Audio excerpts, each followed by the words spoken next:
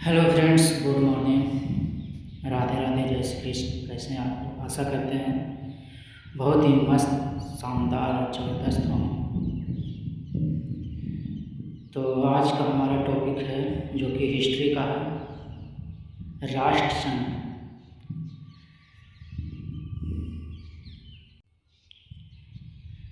प्रथम विश्व युद्ध के पश्चात हस्ताक्षरित वर्साई की संधि ने जर्मनी को तबाह कर दिया, क्योंकि ऑप्शन ए है जर्मनी ने उपनिवेश खो दिए, ऑप्शन बी है क्षतिपूर्ति की राशि अत्यधिक थी, ऑप्शन सी है इसे असैन्यीकरण कर दिया गया, ऑप्शन डी है उपयुक्त में से एक से अधिक, ऑप्शन ई है उपयुक्त में से कोई नहीं। इसका राइट ऑप्शन हो जाएगा उपयुक्त में से एक से अधिक। प्रथम विश्व युद्ध के पश्चात हस्ताक्षरित वर्साई की संधि ने जर्मनी को तबाह कर दिया, क्योंकि इसकी शर्तें जर्मनी की जनता के लिए बहुत कठोर एवं अपमानजनक थी। इस संधि की वजह से जर्मनी को अपने सारे उपनिवेश, तकरीबन 10% आबादी, 13% भूभाग, 75% लौह भंडार और 26% कोयला भंडार फ्रांस, पोलैंड, डेनमार्क और लिथुआनिया के हवाले करना पड़ा। जर्मनी की रही सही ताकत खत्म करने के लिए मित्र राष्ट्रों ने उसकी सेना भंग कर दी। युद्ध के कारण हुई तबाही की क्षतिपूर्ति के रूप में 6 अरब पोलैंड की अत्यधिक धनराशि जर्मनी पर थोप दी गई। नेक्स्ट क्वेश्चन है, निम्नलिखित में से कौन सा देश राष्ट्रसंघ का सदस्य नहीं बना? Bihar police constable second shift में पूछा गया 2021 में। ऑप्शन ए है संयुक्त राज्य अमेरिका, ऑप्शन बी है फ्रांस, ऑप्शन सी है पोलैंड, ऑप्शन डी है चीन। इसका राइट ऑप्शन हो जाएगा संयुक्त राज्य अमेरिका। संयुक्त राज्य अमेरिका राष्ट्रसंघ का सदस्य नहीं बना। 10 जनवरी 1920 को वुडरो विल्सन ने राष्ट्रसंघ की स्थापना की थी। यहाँ से भी एक क्वेश्चन बनते हैं।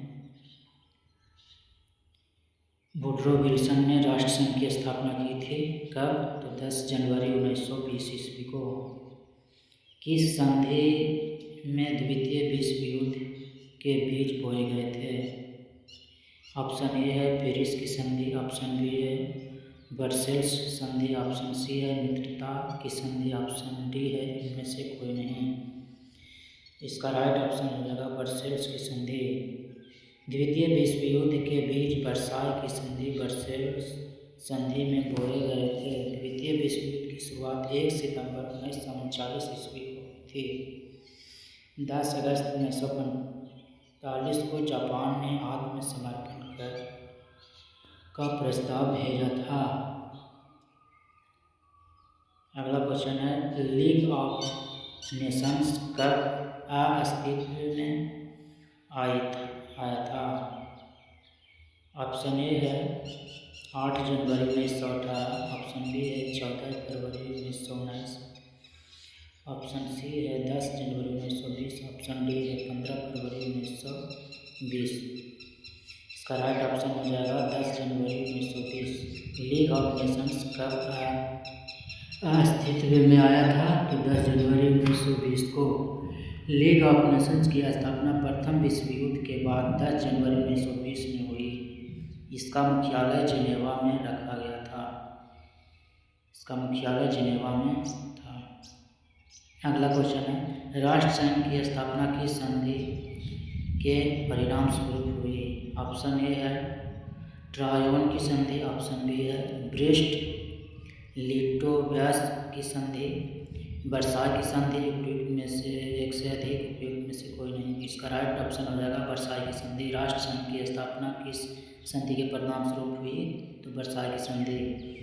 राष्ट्र संघ की स्थापना वर्साई की संधि के परिणाम स्वरूप हुई।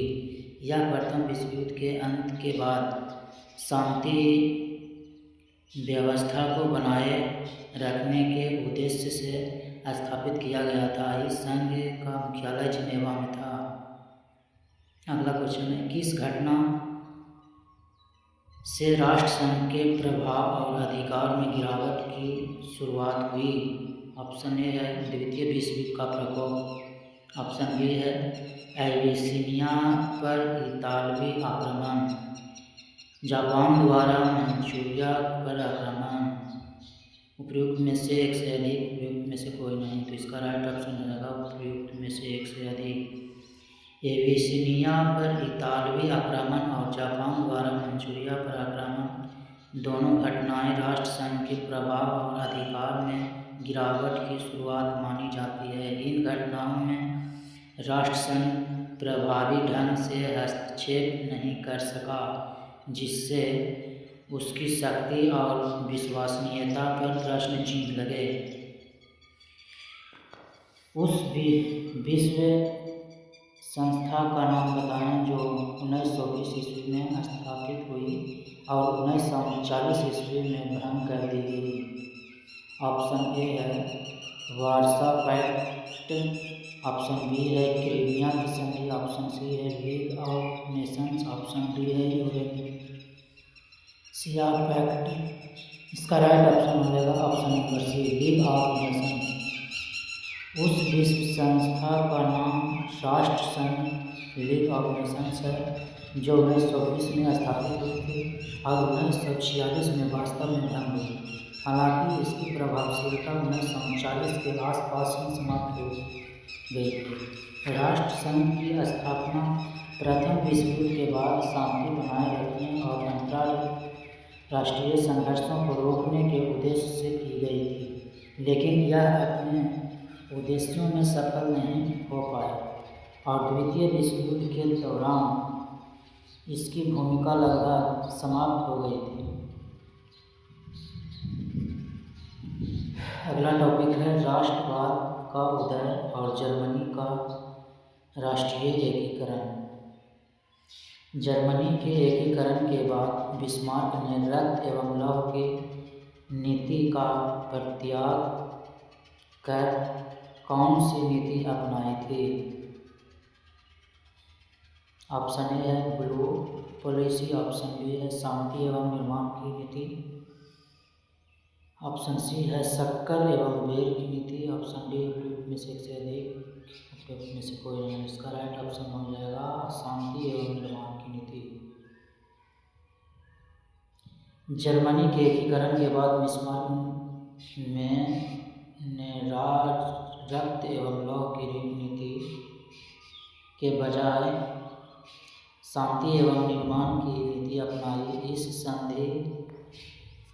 इस नीति तहत फ्रांस को अलग थलग करने और रूस इंग्लैंड को ऑस्ट्रिया हंगरी के साथ मैत्रीपूर्ण शांतिपूर्ण संबंध बनाना था। अगला क्वेश्चन है जर्मनी के एकीकरण का वास्तुकार कौन था जो रक्त एवं लौह नीति पर विश्वास करता था? टैलीरैंड। ऑप्शन बी है ओटो वान बिस्मार्क। ऑप्शन सी है मेटरनिक। ऑप्शन डी है उपयुक्त में से एक से अधिक। इसका राइट ऑप्शन होगा ओटो वान बिस्मार्क। ओटो वान बिस्मार्क जर्मनी के एकीकरण का वास्तुकार था। वह रक्त एवं लौह की नीति पर विश्वास करता था। उन्होंने अपनी कूटनीति और सूझबूझ से जर्मनी का एकीकरण पूरा किया। 18 जनवरी 1871 को विलियम प्रथम के राज्याभिषेक के साथ जर्मनी का एकीकरण सफल हुआ।